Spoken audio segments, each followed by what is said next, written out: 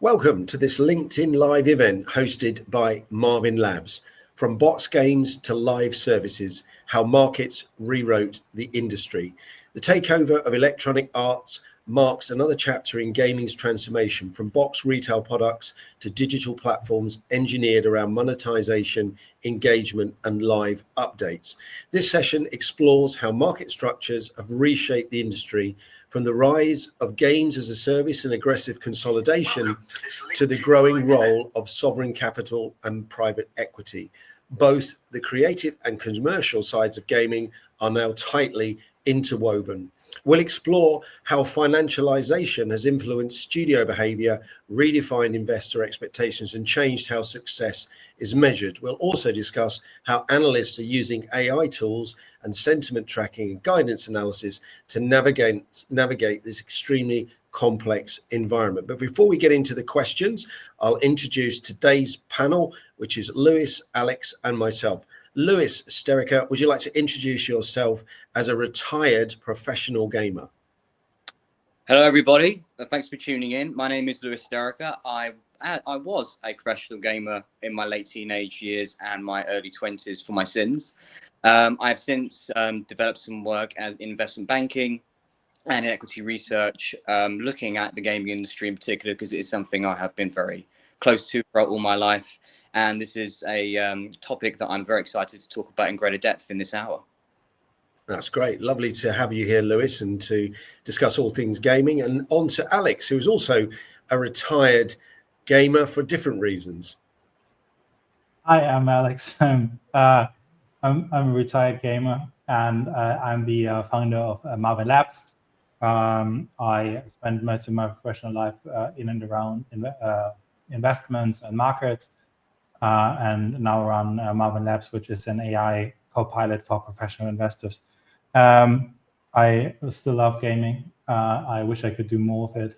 My current favorite game is Anno 1800, and I'm excited for the newly released version that is coming, I think, in a few weeks, of Anno 117. Wow, that's really good. I think, like most of the audience today, I know there's a few hundred people signed up to this event.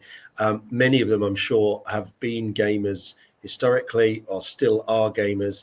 I think the topics and the discussions today around how the industry is moving from box retail products to digital platforms, I think a lot of people experience both emotionally as well as having to cut through the noise in terms of removing that emotion in terms of equity analysis or investment analysis. So I think it will be a really interesting topic in the next hour for not just ourselves to discuss, but for the audience as well. So I'm going to kick off with the first question, and feel free to ask questions. You can put your questions in the comments box today in terms of being able to ask them directly to the panel. But Lewis, I want to come to you first with what I think is a real overarching question here around the kind of digital shift, the digital ownership. Has digital killed ownership or just reinvented it, I guess, is the question on my mind about this whole move from physical retail to digital? Yeah, it's a very pertinent question. We've had lots of major developers and publishers transitioning away from traditional brick and mortar stores for distribution purposes with hard copy discs and cases, to now having online stores, subscription services like Xbox Game Pass, for example, which allows gamers for a monthly fee, much like on Netflix, to look at an online library and play games, download games, whether it's legacy games or the best new title, for a monthly fee, maybe a small premium on top of that for maybe some extra bonuses like early access. And they're using these particular incentives to generate more consistent, stable revenues, rather than having sort of almost like the film gross effect, where in the first week, that's where all your money comes in. So trying to make sure that the lifespan of a single title and their library of games in the past still has some life, rather than kind of being disappearing after 6 months after they move on to the next project. In regards to how this has affected gaming more broadly, when you had a box product, everything on the disc was basically what you got. It was pretty much oven ready, very few problems technically, which made the experience for gamers pretty seamless. Now we transition to more digital. It's got to the point where many games are released in a semi-finished, if not very unfinished state, where they can then implement updates over time to satisfy the player, but essentially they can just allow themselves to keep on building on top of the game they've built, even if it's not finished, because you can download updates, patches, new content can be released in a cadence that could be seasonal, every 6 months, every 3 months, etc. Again, which extends the lifespan of the game. So it gives players more meat to chew on, but also brings about its own problems as well. So it does generate more revenue, and more investors are probably more interested in this because they look at other scaling companies that use subscription models. It does fit into gaming quite nicely, but it does have some consequences that have been quite considerable for some developers and publishers. Well, I think that's a really comprehensive answer to that first question. I mean, my experience would be something like, I remember Witcher 3, for example, the DLC strategy was quite long in terms of its sort of long tail monetization. But do you feel that you touched upon it there just very briefly, and I know it's one that's probably very emotive and one that I know is close to your heart, about the consumer backlash against broken launches? This seems to be far more common now. I think we talked recently, didn't we, about some of the Assassin's Creed series and follow-ups around I forget the name now, Skull Island or something like that. Do you feel that's that one of the downsides of moving away from box to digital is there now a lot more broken launches? There certainly has been a big uptick in especially AAA games. So we're talking about the big games that have massive marketing and massive IPs. There have been many examples that I can list off very quickly, if I may. So we have Fallout 76, which is by Bethesda, who made the Elder Scrolls series. That game was released in an almost unplayable state to the point where there was a class action lawsuit launched against the company. So I mean ZeniMax, the parent company, but Bethesda was obviously responsible for that. Cyberpunk 2077, which is made by the developers of The Witcher 3, that you just mentioned, CD Projekt Red.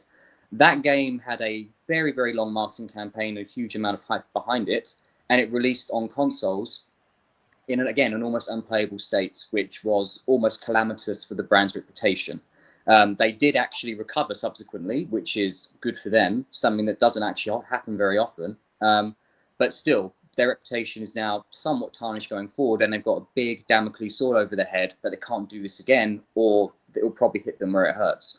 I guess a more recent, more pertinent example is actually a game called Pokemon ZA, which released very recently on the Nintendo Switch and the Nintendo Switch 2.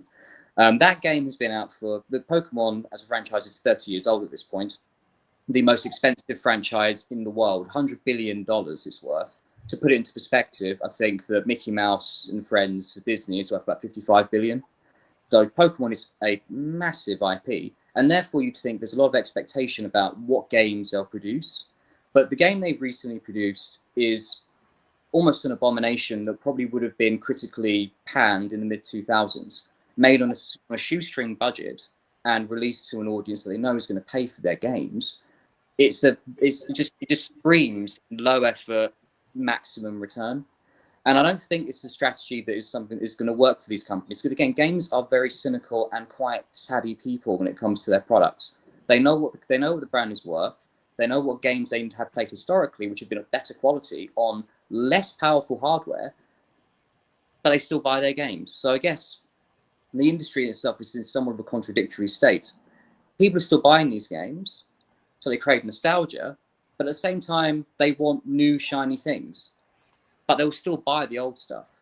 So there is an interesting dynamic at play in terms of how companies look at their consumer base and how they want to treat them, and what the consumers expect, and exactly what their behavior is. So there's a lot to sort of sling through, a lot of noise when we're really looking for signal, and that's I think a big, interesting dynamic at play right now. No, I think that's a really good point about how to sift through that noise, and we'll come back to that in a minute. I do want to get Alex's thoughts. We've had a question in from Griff, which I will come back to in a second because I think that's quite a good follow-up. But I just want to get your thoughts, Alex, on this, the move from, retail to digital distribution as a topic, distribution in general, I think. Yeah, it's clearly an interesting topic to think about. I think the big implication, and Lewis kind of hinted at that, is that games, in particular AAA games, have gotten so much bigger. Aside from his example of Pokemon, but most well-made AAA games are so much bigger than like even 5 or 10 years ago. Budgets correspondingly have increased massively, and I think it's kind of worthwhile to think about how the economics for these studios work. And then with that in mind, right, I can understand a shift from kind of a little bit of a tricky retail distribution model, brick and mortar. You have to actually get discs, ship the game. There's packaging involved. Like all of these are cost factors when manufacturing the game, to a digital distribution model which A, doesn't have that, and B, lends itself way more easy to upsell opportunities, whether it's DLCs as a distinct piece of content, whether it's subscription models, and I know we'll talk about live services in a bit, whether it's in-game microtransactions, where you see studios aggressively pushing to increase their revenue stream from games into different channels, and digital distribution, I think, is an enabler of that. And I think it's kind of interesting to see the industry kind of fully embracing this model. No. Second, just to make a small point on the brick and mortar thing, it is interesting that if you look at a company like Nintendo, almost 80 to 85% of their sales for games are still cartridges and still packaging. Whereas for Sony and Xbox, about 85 to 90% of their sales are now digital, which presents an interesting question about why is there this difference? I think that part of it could be because in the past, most people who played Nintendo games had to go out and buy cartridges, and they also had a mobile device they could take with them. So they could actually take their console with them, go to the shop and buy it and play it straight away. Whereas obviously on your PlayStation or your Xbox, you can't do that. And so obviously having the ability to download a game is much, much faster, much simpler. But also I just think Nintendo are not in that market of having online games yet. So people still go out to the shop to still buy these games as hard copies. But it's interesting how there is this separation between them, and it may well speak to their design philosophy for their games, or just how they approach their market. Yeah, I think that's. Do you think it also has to do with like it's just a different demographic of consumers for Nintendo games than it is for everything else in the gaming space, really? Certainly do, yeah. I mean, I think that the thing that Nintendo makes Nintendo is their first-party games, which obviously are Mario, Zelda, Donkey Kong, as we've recently seen Pokemon. These are not classic multiplayer game experiences. Their legacies have been built on very long, expansive, story-driven experiences, which obviously don't lend themselves to the sort of growing, burgeoning models that we've seen in terms of live service monetization. So yes, I think that is absolutely right. There is a fundamental difference in the games they produce. Maybe one focuses on innovation, Nintendo, perhaps. You can make this argument. On the other side, maybe they focus more on monetization, but really you could say maybe they just focus more on community experiences, multiplayer, connecting people together. It could be that. I think one of the interesting things with Nintendo games is always kind of like, I own a Nintendo Switch, and the amount of gadgetry, like the amount of actually accessory hardware that is available and that is required for playing a lot of the games is tremendous, right? I have a little steering wheel and a bow and arrow and God knows what other accessories, which is almost unheard of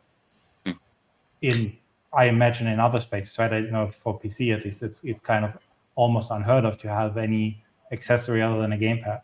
Yeah, their peripherals are quite extensive, and we've seen, and again on the other side of that, and we've had the Nintendo Wii, obviously very famous for the little Joy-Cons and having the monitor that could do your movements and stuff like that. We've had Xbox and Sony try to do this. Xbox did try to do this with Kinect and failed, I think, completely, mainly because the Kinect on the Xbox One was attached to the console, which is something that no gamer wanted. And the Xbox One in itself is a product that failed miserably anyway for other reasons that we won't get into. That's another topic. But Sony has their VR headset, which I think has sold pretty well. But again, it's still a very niche market. Whereas I think there's a lot more utility to what Nintendo produces peripherals that actually people they almost integrate the peripherals into their main games. We've seen this in Zelda, Smash Brothers, Mario Kart as well. So I think again they're maybe just much better integrating those peripherals into their mainstream games than maybe others are. I think that's a good. I mean, one of the things for me, as a point about the peripherals, about the distribution, and I've talked to a couple of analysts who are really focused on the gaming sector before this session, and it's the whole piece about it's quite hard for them to work out, that digital sort of distribution improves the cost structure. Obviously, but that point you made early on about some of the unfinished or low quality releases impacting future brand loyalty or future long-term gamer revenue, it's quite hard to balance those two things up, because you go, yes, it's short-term more efficient, improved cost, great, but medium term, if they keep putting out releases, you mentioned a couple in your examples, if they keep doing that, then actually the brand loyalty from the gamer base begins to diminish. Therefore, for an analyst, how do you work out that, how sustainable, I guess, are the margin gains from, that approach versus the medium-term risk of reputational damage? Therefore, it wasn't necessarily a great investment. It's a very good point. I mean, this is one of the hard things to really gauge, because it's very hard to discern what the budgets of these games are. There's so much rolled into them for research and development, in the marketing, in the COGS on the income statement. There's never really a breakdown in the notes that tells you X game costs X amount to make. And also in terms of other things, from a accounting standpoint, lots of the investment that's made into the production of these games is capitalized. And so it's capitalized, and then when the game releases, it amortizes over time, which impacts the profitability of the company anyway. And if a company's cadence is such that they release 3 games in 1 year and they don't release one in the following year, it creates a massive distortion. So analysts are very, very lost a lot of the time, and find it very hard to actually really pin down how much a company is worth at any given time. Especially if you're looking at IPs they have. How do we know what they're worth, except for maybe the company telling us when a franchise reaches a certain landmark or milestone, like Assassin's Creed reaching 4 billion in sales, I think last year? That's great, but how much did all those games cost? And what about all the other games that you've made that have frankly failed miserably? And what the sunk costs of that? You mentioned the Skull and Bones game earlier on, James. That's a big example, and it's one of the reasons why Ubisoft, as an example, their share price fell from about a post-COVID high of about 200 euros all the way down to now sitting at around 10. And that, and you want to talk about damage to your reputation and branding? That happened 2 years because of massive failures. Yeah, I mean, I'm just going to come back to Griff Collins asked a question, because I think it's, before we come to sort of live services, I think that he asked, there is a fear about whether this will go down the same path as streaming subscription services. Gamers have a lot invested in their games, so the consequence of a price rise will cause outcry. What are your thoughts? So I'll come to you first, Lewis, on that, because that's a very interesting question, Griff. Thanks for asking that. Certainly, social media influencers, places like Twitch and YouTube, even for people who play games for their livelihoods, and they are commentators on this issue. When the games jump from $60 to $80, which many games have done of late, again, some pretty egregious examples on Nintendo's side would be good examples. This obviously represents quite the big cost now, because it's almost getting to the point where video games are almost a luxury item. In the current economy as well, where there is a cost price in the UK, and it's sure the same in the United States, I'm not sure how many people are going to be willing to spend close to £100 or £80 for a game if, for example, the game is released in an unfinished state. And this again is like I was saying previously. There needs to be preservation of brand loyalty, but also there needs to be value for the customer. And there will be outcry if a game is sold for $80 and streamers watch it and they absolutely dogpile the game, review bomb the game. This is going to have obviously massive implications for the game's revenue over time. What do you think, Alex? I probably have I probably don't share Lewis's view on this. I think it's look, I realize there's a very vocal minority that is against these price rises, and I understand that, and probably this might also be like the middle-aged perspective speaking here a little bit, but I mean, gaming as an entertainment product is still tremendous value for money.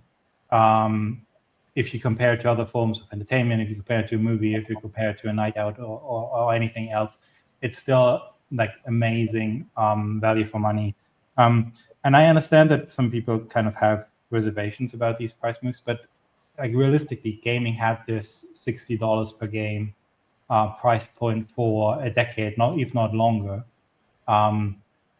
completely unchanged, despite the budget for game exploding, in particular AAA side, the content per game, the hours per game exploding, the amount of effort that went into the games exploding. So I understand that. I understand the need for the industry to raise prices, and I also understand the need for the industry to think about their average revenue per user or per game set. And I know we'll talk about live services in a bit, so I'll kind of I'll stop my kind of rant on this a little bit. But I think it's good that there is a concerted push from the industry doing this. It's in my view, completely understandable. I know there is a vocal minority very vehemently against this, but I understand the need for this. I mean, that's a good segue there, actually, Alex, into the sort of live services question, which is a big topic here. I mean, look at like Fortnite's generating billions annually, through content and season passes and that. I mean, Lewis, I'll come to you because I know this is an emotive topic for you as well. Are live services sustainable in terms of innovation, or are they just monetization treadmill?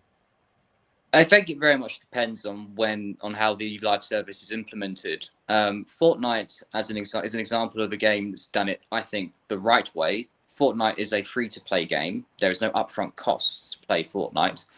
All monetization is done in the game. The monetization does not influence the gameplay. It's almost purely cosmetic, and so people are buying this stuff. Kids.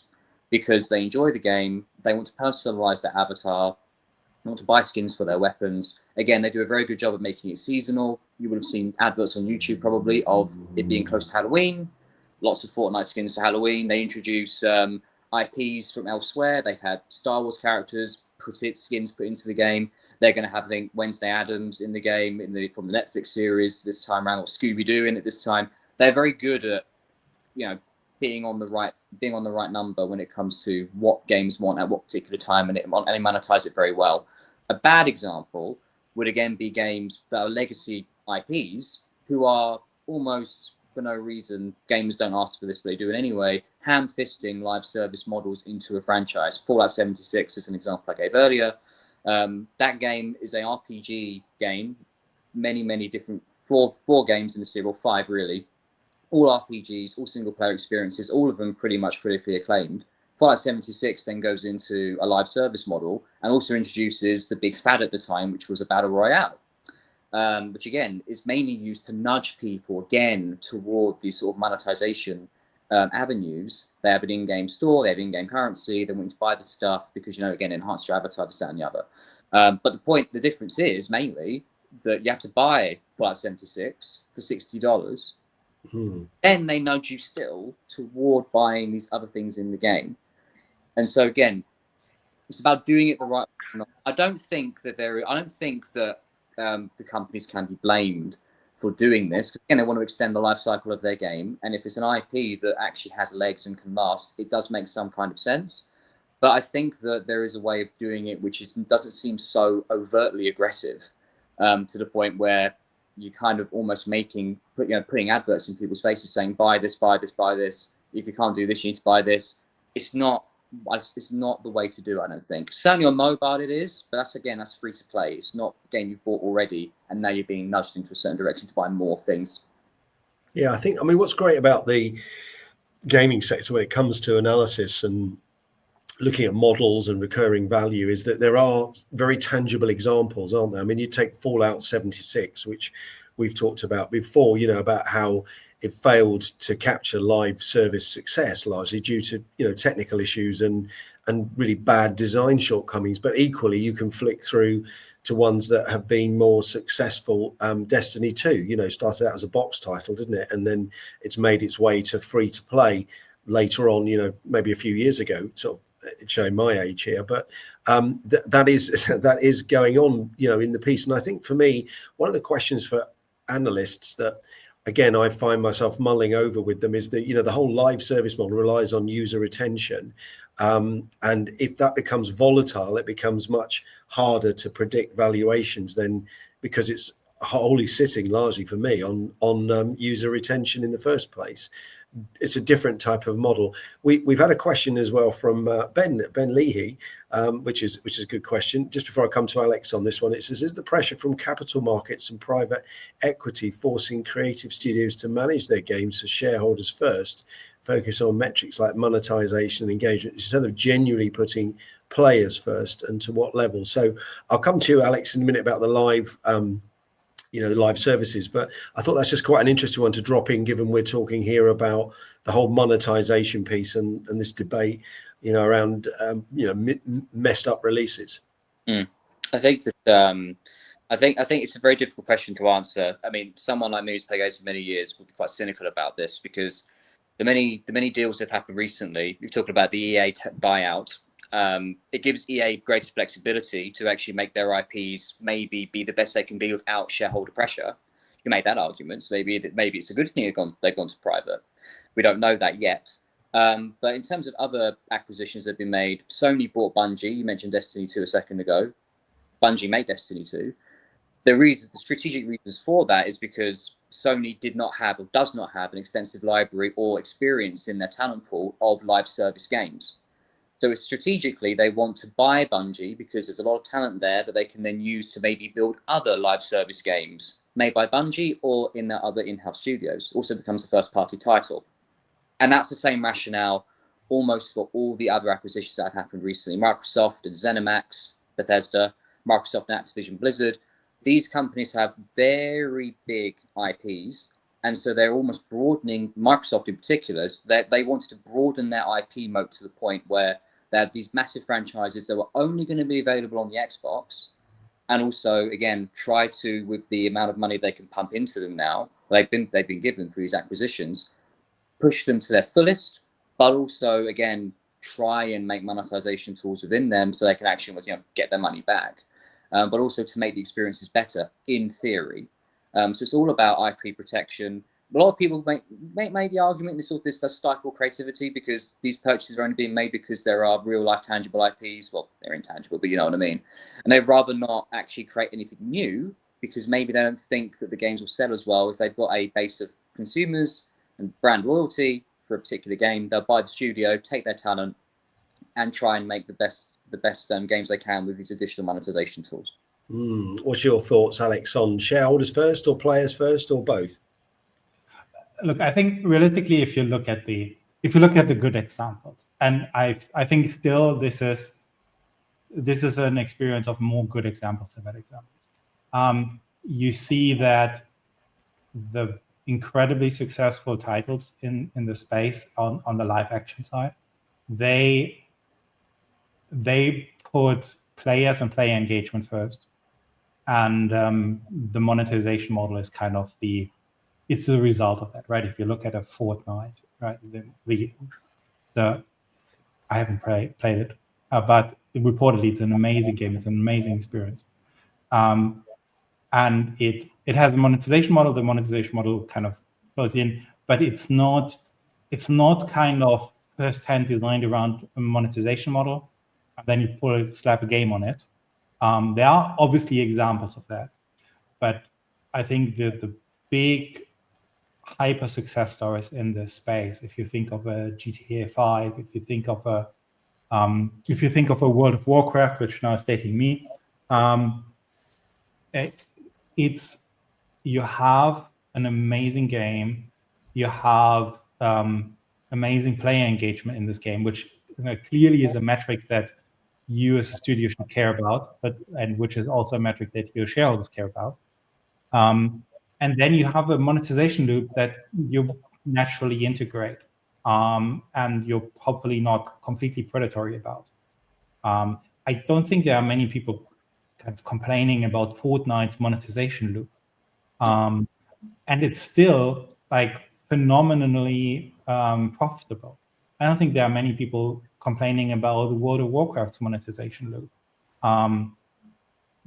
People complain about the predatory ones, right? They complain about the EAFC hacks. They complain about, the low effort releases. It's by and far the critically acclaimed solutions. They have good player engagement, and that is a metric that you should care about as a shareholder and as a player, and then everything else follows from that. I think if your loop falls down on player engagement, you're kind of irrespective of how good your monetization loop is, you're always kind of fall flat.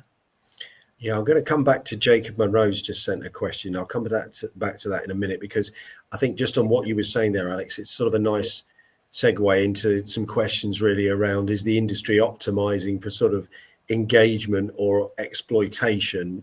Lewis, where are you on this? We keep moving between. There's good examples of, as you said, Fortnite, which Alex, were worth a game. My son has been on it for a considerable number of time and has had the plug pulled on his computer a considerable number of times as well for being on it too long. So there is a considerable amount of people using it, and it's a great example. But there are plenty of others out there where you would say, are they really optimizing? Is the industry really, really trying for engagement or simply exploitation? What's your thoughts, Lewis, on that? Again, I guess but on Alex's examples just then, I think that they're perfectly salient for the conversation in regards to monetization systems that have worked. The difference is with games like FIFA, as you mentioned, and others that I mentioned before, that are franchises that have been going on for a long, long time. They've had a long build up and build a critical mass of people who are going to be buying these games purely out of loyalty. We see this a lot, especially going back to Nintendo. Nintendo fans love Nintendo for Nintendo, will buy Nintendo products no matter what they are. They're super fans. And so I don't actually think that these companies are actually trying to be exploitative. There are some examples where they have been. Go back to Star Wars Battlefront 2. I think there were overtures by, the Belgian government and some US congressmen at the time, because that monetization in that game was incredibly egregious. And I think that was more of a watershed moment for, developers have kind of realized, we really need to tone this down now, because it's getting to the point where there could be serious intervention and regulation that they obviously don't want. But now it's become a bit more sensible. In games like FIFA, the concern is more about children using their parents' credit cards to buy FIFA points to then buy packs in games, which is obviously a massive issue. There needs to be sorted in some way, shape, or another. Parental controls or whatever. They can only do so much, in my opinion.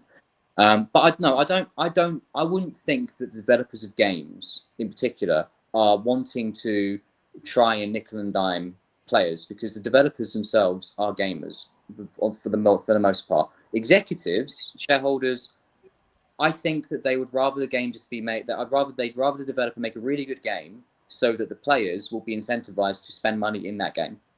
That's how I think everyone wants it.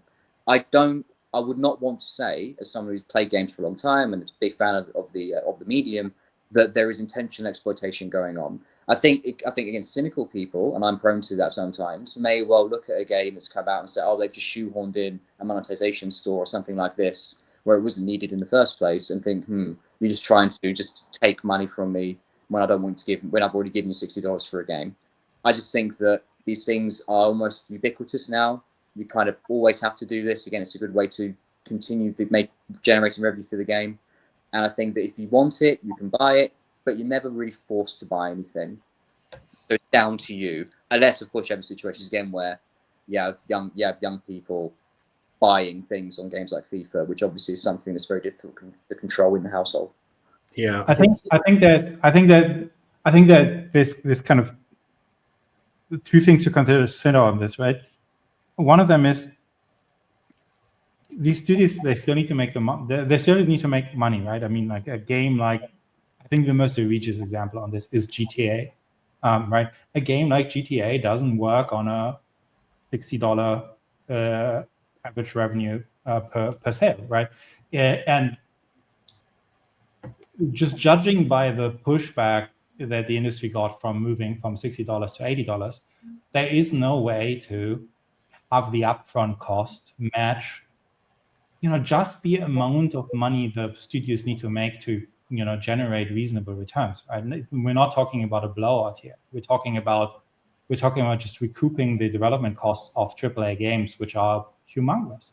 And I think in other forms of entertainment, we've seen actually sticker prices go up, right? If you think about live music, for example, where we have seen sticker prices move up massively at backlash, but still, like in gaming, still we talk about a 20% price increase, and this has led to backlash, right? I mean, like I don't want to imagine the situation when somebody like a GTA 6 comes out and is trying to charge $250, which is probably what they need to recoup cost. So, studios have been forced to look at other ways of monetizing their games, and having transactions in the game is one way of doing this. I think the other perspective on this is, like a lot of these systems, a lot of the monetization systems, they come in different flavors, right? If you look at, and the ones that I would be worried about as a risk factor for the industry are the ones that very much look like gambling. If you're looking at a loot system in an EAFC or in other games, that is very, very difficult to distinguish from gambling. And it's actually quite remarkably to me that nobody has seriously cracked down on this, right? Lewis mentioned the example of the Belgian regulator, sometimes a European regulator looking at that. But by and far, like no regulator has ever cracked down on what is effectively gambling for children. Yeah.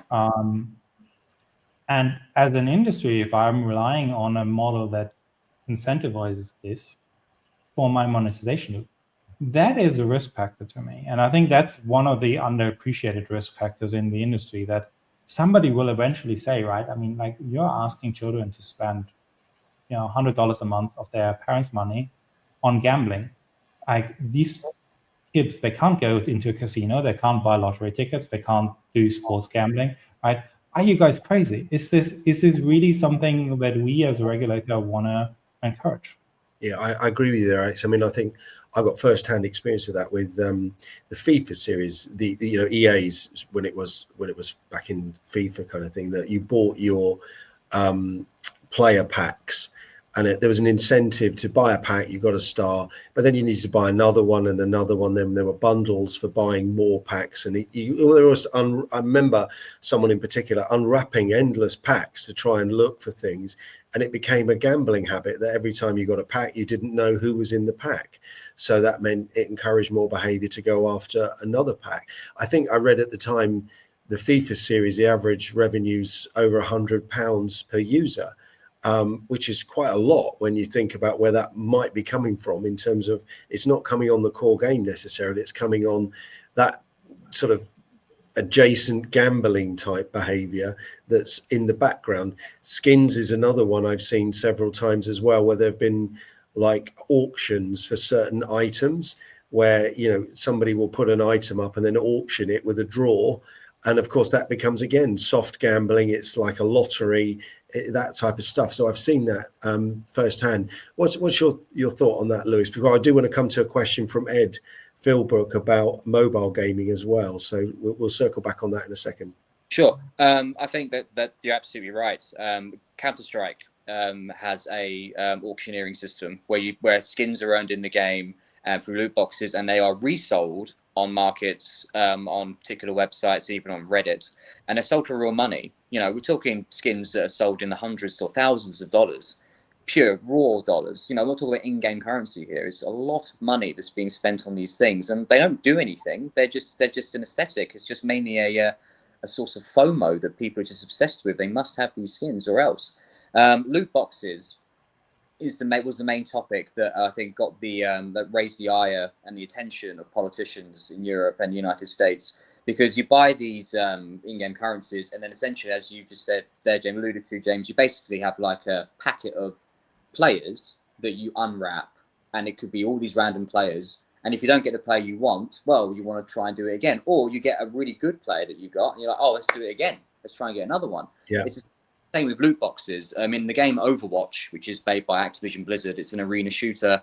You can earn in-game currency by playing the game, but you could also buy the in-game currency with real money, and then you would go buy some loot boxes, and in these loot boxes there would be 4 tokens that spring out, and then you would be given 4 different types of cosmetic gear.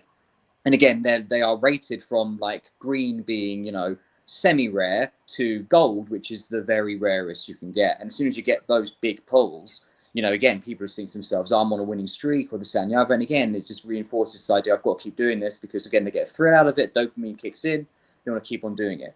So again, in that sense, these things can be predatory. I will say though that loot boxes as a way of doing monetization, I think, has actually been pulled back by these studios, because again, they have had backlash on this, and so they're now almost being like, okay, well, instead of actually having a loot box, we'll show you all the loot that you can buy with in-game currency. So there's no gambling involved, but essentially it just becomes an online store. Yeah, that's sort of slightly different, isn't it? I mean, I think if I was an analyst in this space, I'd be questioning myself about how much of the company's top line, money depends on behavioral monetization versus different forms of monetization, because I think you only need to take one legislative change and suddenly the monetization based on behavioral technique could be completely undermined. I do want to come back to Ed Philbrook's question, because we have talked a lot about games on PCs, consoles, etc., and he just asked about what about the mobile gaming sector? What perspectives could we add on the mobile gaming sector, because obviously it's got different dynamics, different capability, different hardware. What are your thoughts on that one, Lewis? As this gaming purist comes out now. Now we're all being snobbish because we are all middle-aged and don't really have an informed view on mobile gaming. No, mobile games, I think, they're not really games, are they? No, I'm only joking. I mean, again, well, you have to look at games like Candy Crush, Tetris, hundreds of millions of dollars that was making every month, and then it was bought by King, who made that company, was then bought by Activision. So now Candy Crush is now owned by Microsoft because they bought Activision. And there's other games on there like Destiny Rising, which is a gacha game. Gacha games, for those who don't know, are essentially games where you have summons that you play as, but to get these summons, and again, they could be like very low level ones or very high level ones, you need to use in-game currency to maybe unlock these particular characters to play.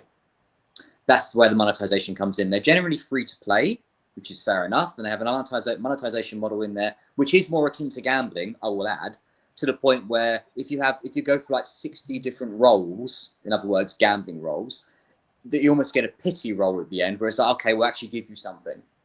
These things are baked into these systems. So again, take what you will if you think that's predatory or not. Yeah. But in regards to monetization of mobile games, again, mobile games have their place. They are not obviously big, massive experiences. They're really time killers. Lots of these games also are designed, even if you don't pay money, you have to wait for 24 hours or 12 hours to then do the next thing, which incentivizes, again, you paying money for them, because you're playing the game. You don't really want to stop if you're enjoying it. I'll just drop £2 or £5, and then we just carry on as we are. Again, these things will add up over time. These are sort of like the creep. Yeah. Paying them, do you know what I mean? It's a very environment. I think the one thing I find is that being someone who, and showing my age here, grew up in an era of Spectrums, Commodores, BBC Bs and Amigas, I can live with the graphic differentials between PCs and mobile gaming, because even the worst vector type games on a mobile are still far in excess of early outrun games that were on say the ZX Spectrum.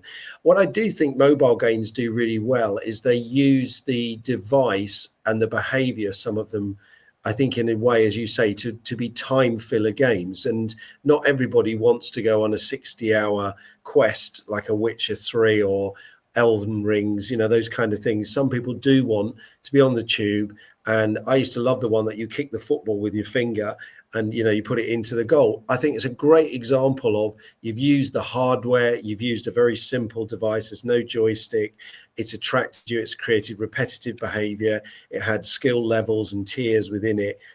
Really good use of the way the platform works. However, I do think there's a real challenge in the mobile gaming sector, about how far it can go in terms of breaking out versus the constant developments that are happening on the console basis, and obviously the sort of constant arms race of hardware in the PC type zone.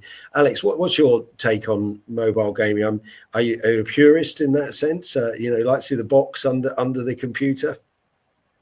I mean, I'm probably similar snobbish than Lewis is on this as an experience, but from an analysis perspective, I think it's worthwhile mentioning, right? It's a completely different risk profile.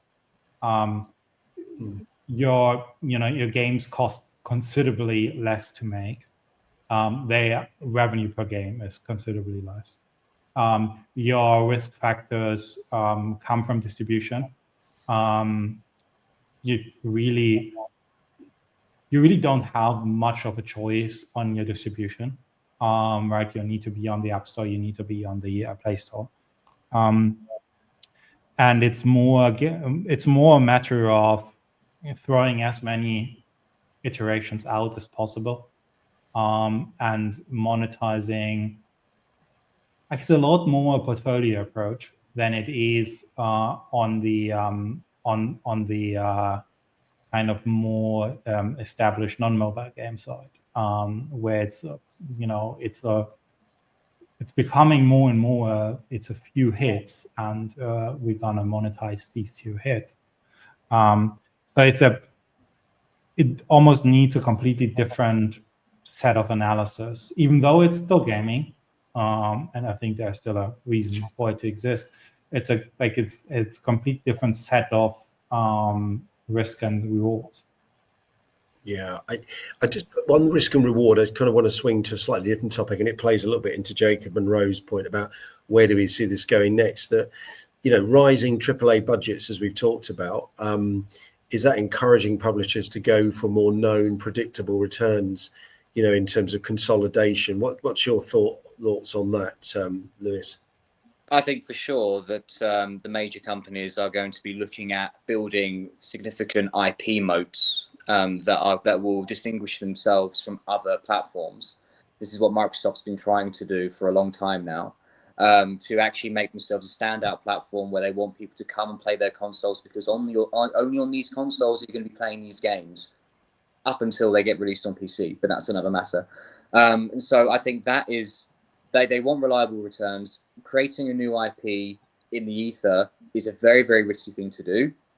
Obviously, a lot of resources will have to go into it. If it's going to be a AAA one as well, it really does need to land, because, the expenses that will come after capitalization starts hitting, amortization, that'll have a real drowning effect on any kind of net profit that the company may be after, which is why there is a real reluctance on major companies of releasing them. I think a recent one that EA released, I can't remember what the name of it was, something of Avium. It was some kind of sci-fi shooter come magic game that, had a lot of marketing behind it, but sold very, very poorly. And there was another game on the PlayStation who's now Forspoken. Again, that was another game that was just dead, was panned. It wasn't clicking with the audience. And so they don't want to make these risky games.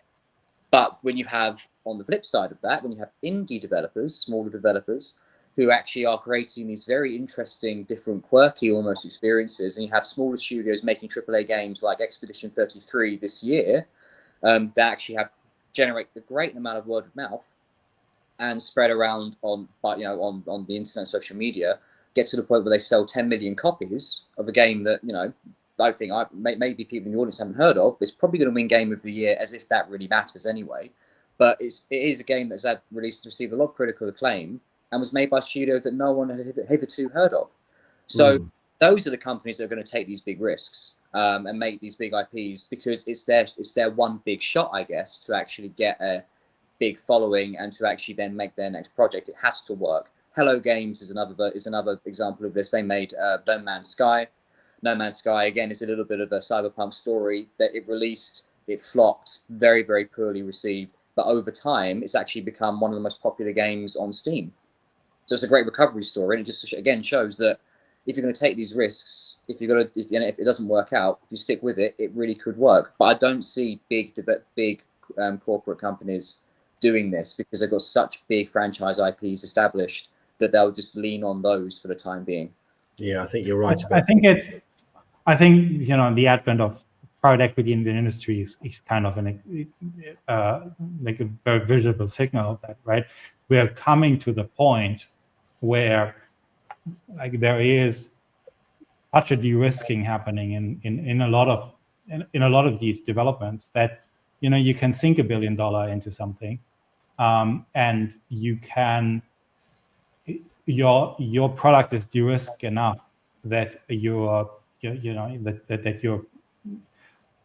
at least are comfortable investing these kinds of sums of money, right? If you think back 10 years ago or 15 years ago in the industry, right, everyone was making these games where it was completely unclear what the outcome is. Everybody was making effectively indie games, and your risk per game was considerably higher, right? So it's very nice to see that at least certain kinds of AAA, quadruple A games have de-risked so much that it's now become a little bit more of a repeatable business model. It's de-risked enough for private equity buyers to be interested in certain properties, which I think is a good thing for investors in the industry at the very least. I deliberately switch off the gaming perspective now, but I think it's a good thing for investors in the industry. I think it's something we're seeing in a lot of other media, whether it's music, whether it's movies, whether it's TV, where you have a lot of properties, you have a lot of IP now that is just so well established, so de-risked, that you can reliably, I mean, GTA 6 is expected to cost $3-4 billion to make, right? That you can reliably sink that kind of money, sink 10 years plus of development time into something, and still not be declared mentally insane. Yeah, I mean, on that, I mean, one thing that I think does cause a lot of debate in the sector is this sort of whole rebooting classics. Is it the same sort of thing? It'd be good to get your thoughts on that. Look, I've lost track of how many Final Fantasies there are, and I've played many of them. And I just wonder, is rebooting just purely, again, the cynic in me says it's just trying to squeeze every ounce out of nostalgia and emotion, or is it actually bringing something new in terms of a sequel? What's your thoughts, Lewis? Because I'm sure you've got a view on that. I think that it can work both ways. I think that if you look at really good examples of remakes, Resident Evil 2, Resident Evil 4 remakes, they were very, very popular because they retained exactly what made the game popular in the first place, but gave it, they did more than give it a new coat of paint. I mean, the games look great, they play great, but they actually made changes in the game that are more adaptive to modern standards of how games are played. So no tank controls, for example. Resident Evil 2 back in the day, the way you played was very, very restricted in how you actually moved and how the camera kind of looked at you as a character. But now in Resident Evil 2 Remake, it's more open space. There's no loading screens, and it's incredibly immersive. And they did a very, very good job. I think there is a problem where if companies just start leaning into doing remakes for the sake of remakes, then that's a problem. Remasters is, I think, the bigger problem. So The Last of Us, a game that's extremely successful, HBO series currently going on. very, very divisive game in some ways because of the sequel and how the sequel played in terms of its story, but nonetheless, very, very successful games. The Last of Us 2 came out, I think, in 2020, and it's already had a remaster. This is not a very good sign, if you ask me, because if you want to remaster a game or remake a game, I think the game does need a decent amount of distance, so you can actually get new people on in 10 years' time to play this game, but also you can get people who love the game in the past to play it with better mechanics, etc. So I think there are ways of doing this the right way and the wrong way. I do think there was a broad trend. It's pretty bad in terms of creativity in the industry. Again, it's because it serves this risk-averse nature we're just talking about, wanting reliable returns and having obviously a massive critical mass of players. They don't want, I don't think, to sink so much money into something that could dramatically fail. And there's been plenty of examples of that in the last couple of years, as you mentioned, Skull and Bones earlier on, which serve as real cautionary tales of what can happen if a risk goes very badly. Yeah, no, you can see that running through the whole theme. Alex, what's your take on that piece around rebooting classics? I think, just listening to Lewis, I think one of the things, in this more so than in a lot of other areas, I think of analysis, and when I speak to analysts, right, a lot of the analysts in the space, they are in like middle-aged white men as us. It's always difficult as an analyst to kind of keep your usage emotions out of your financial analysis.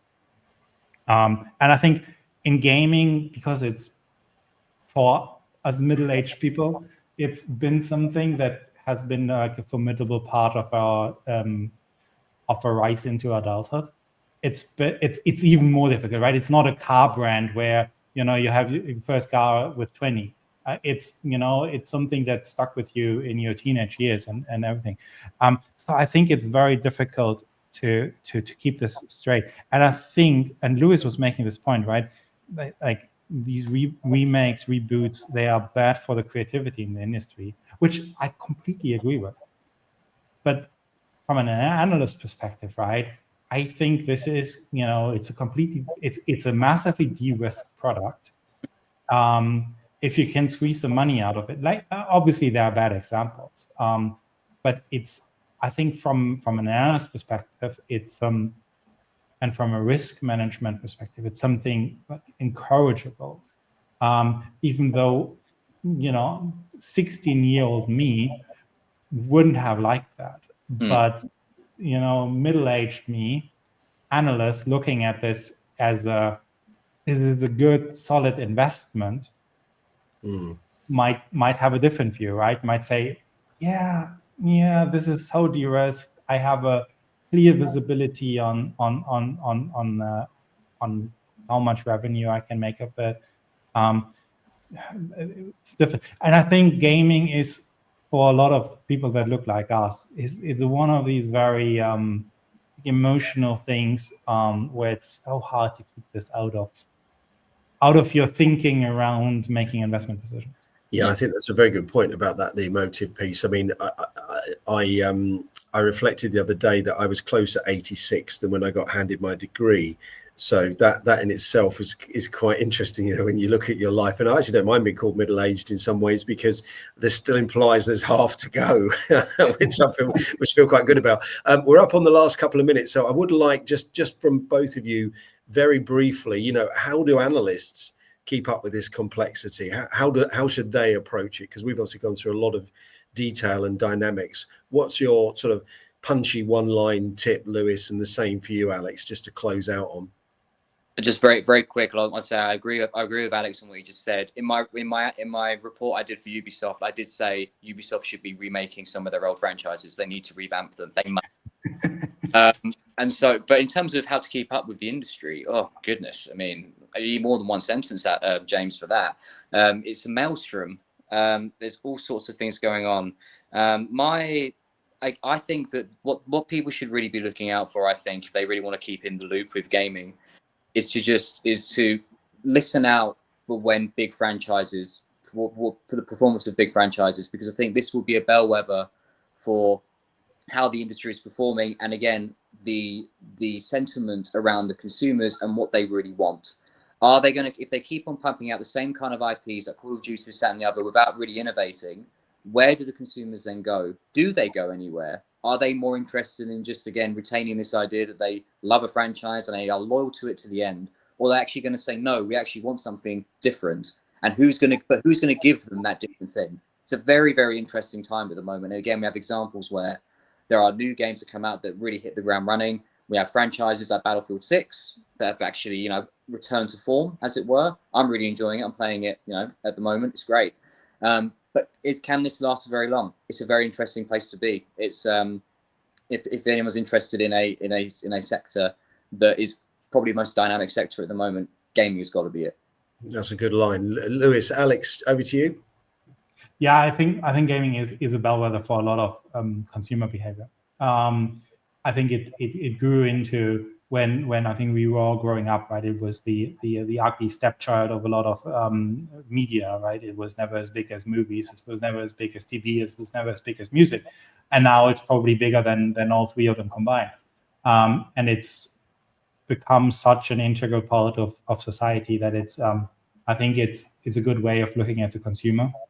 And it's complex, and I think for a lot of people that look like us, the biggest thing is to keep your own views on gaming as a product separated from your analysis. And I think in particular, keeping your views as a 16-year-old, which has a completely different kind of interest in gaming than I became a father 2 years ago, so my interest in gaming has changed tremendously over the last 2 years, and it's I think it's important to keep it straight, right? That like not every consumer of gaming is a 16-year-old that has lots of available free time.